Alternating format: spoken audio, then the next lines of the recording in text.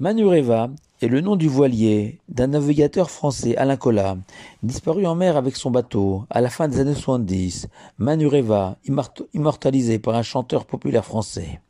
Dans la même veine, une histoire quasi légendaire d'un homme disparu à jamais à bord de son bateau est attachée à notre paracha de Azinou. On raconte en effet que le Ramban, Nachmanide, avait un disciple prénommé Avner qui s'était écarté du chemin de la Torah. Avner s'était aussi rapproché des gens du pouvoir et inspiré la crainte à tous ses frères. Et un jour de Kippour, il a convoqué son ancien maître. Il l'a fait venir chez lui. Et pour le défier, Avner a pris un cochon, l'a tué, puis l'a cuisiné et en a mangé devant le Ramban. Puis Avner a interrogé son ancien maître. Combien de fautes passibles de carette, sans sanction gravissime, ai-je transgressé en consommant cet animal impur, aujourd'hui à Kippour? Et le Ramban lui a répondu 4. Mais Avner s'est opposé effrontément à son ancien maître et a affirmé que sans lui, il s'était rendu coupable de 5 fois la peine de carette.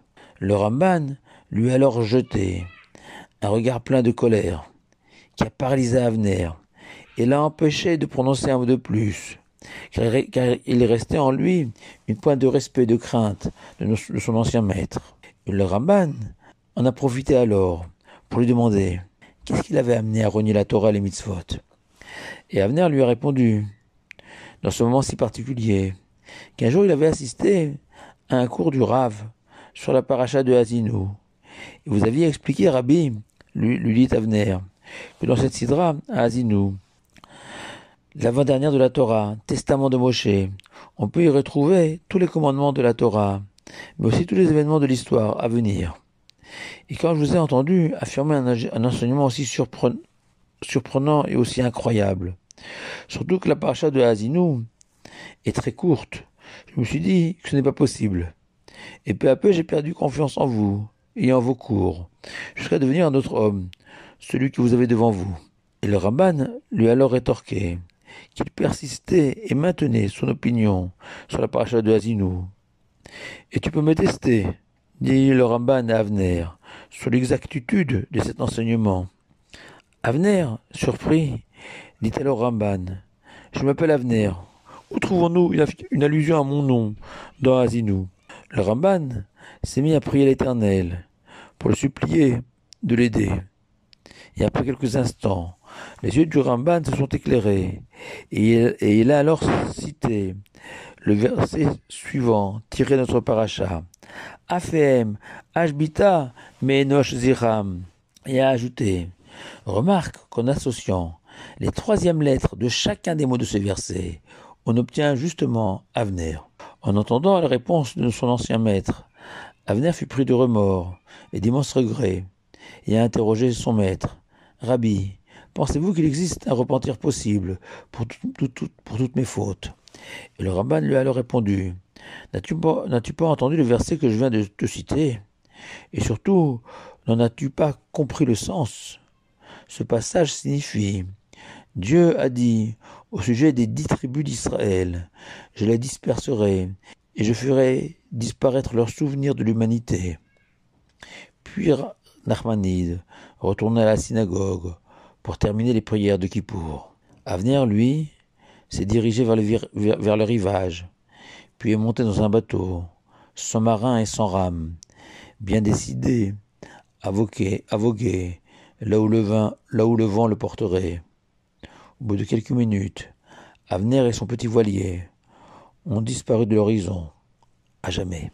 Cette histoire d'Avner vient illustrer la profondeur infinie de Azinou, ou comment Moshe a enveloppé dans un halo de mystère ses dernières volontés, sa prophétie, ses ultimes conseils au peuple d'Israël. Ainsi, Moshe nous exhorte à nous souvenir des jours passés, Zechor Yomot Olam, cette référence à l'histoire, mantra de tous les grands chefs d'État, rappelant leurs citoyens, leur identité nationale.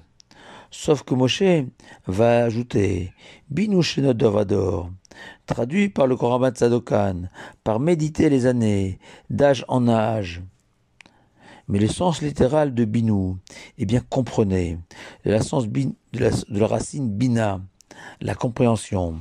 C'est-à-dire que Moshe ne nous demande pas de se contenter, de connaître notre passé, comme toutes les nations du monde, et être fier d'appartenir au peuple d'Israël, comme les Français, par exemple, peuvent légitimement se glorifier de leur passé.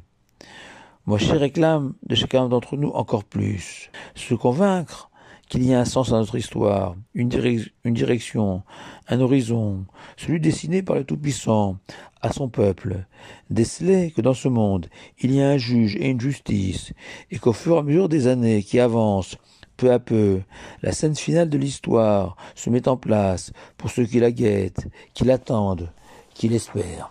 Comme l'explique le Chidouché Harim, le premier rabbi de Gour, lorsque Moshe nous a demandé de comprendre le sens de l'histoire, binou, il a ajouté Shnot Dor Vador, littéralement les années de génération en génération, qu'il faut interpréter selon le rabbi de Gour, comme les changements, les transformations du monde, et qu'à l'instar du monde qui change, se réforme. Chacun se doit de s'inscrire dans cette perspective de remise en question permanente, de repentir, de teshuva, pour être prêt pour le grand jour où Dieu se révélera à l'humanité tout entière. Shabbat Shalom à vous tous.